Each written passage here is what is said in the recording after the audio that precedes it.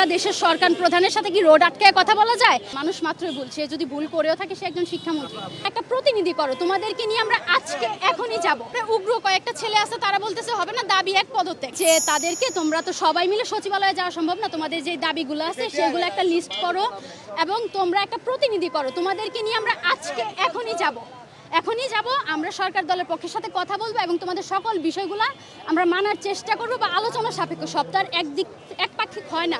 তোমরা চলো, কিন্তু ওরা কথা মানতেছে না, ওদের মূল কথা ওরা শাহবাগে যাবে, রাস্তা অবরোধ করবে। আমরা বুঝাই পারতেছি না যে তোমরা যদি রাস্তা যায় অবরোধ করো তোমাদের ফ্যামিলি মা বোনদেরই সমস্যা হবে।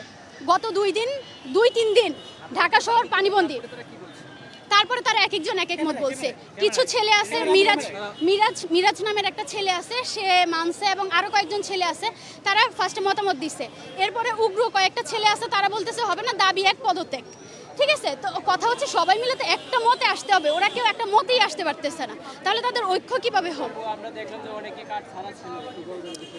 এইটা পুলিশে হামলা করছে, কিন্তু আমরা তো ছাত্রদলের ছেলেরা, আমাদের ছাত্রদলের ভাইরাই কিন্তু তাদেরকে প্রোটেক্ট করছে, এটা অস্বীকার করা যাবে না। তারা নিজেরা স্বীকার করছে যে পুলিশ যখন তাদের উপরে অ্যাটাক করছে তখন ছাত্রদলের ভাইরা তাদেরকে প্রোটেক্ট করছে। আর আরেকজন বলতেছে যে তারা হচ্ছে প্রধানমন্ত্রীর সাথে কথা বলতে চাইছে। একটা দেশের সরকার প্রধানের সাথে কি রোড আটকায় কথা বলা যায়? যখন আমি প্রশ্ন করছি যে তুমি যে রোড আটকায় কথা বলবা, এখন তোমার পেছন থেকে আরেকজন যে প্রধানমন্ত্রীকে একটা আক্রমণ করবে না, সেটা কিভাবে তুমি গ্যারান্টি দিতে পারো? বলে আমি গ্যারান্টি দিতে পারি না। তাহলে দিতে পারো না, তোমরা এভাবে রাস্তা আটকায় কথা বলতে যাবা কেন? আমরা তো ফার্স্টে এসে পরিচয় দিছি যে আমি তোমার বড় বোন, তুমি আমার ছোট ভাই, তুমি আমার ছোট বোন। দলটাকে পরে আনেন, আমিও তো একজন স্টুডেন্ট, সেও একজন স্টুডেন্ট, সেই হিসাবে আমরা ভাই বোন।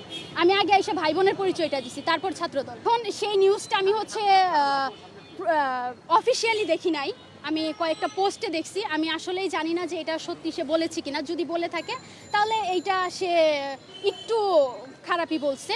তার জন্য এখন আমরা তো সবাই মিলে এটা মীমাংসা করতে হবে, মানুষ মাত্রই ভুল, সে যদি ভুল করেও থাকে সে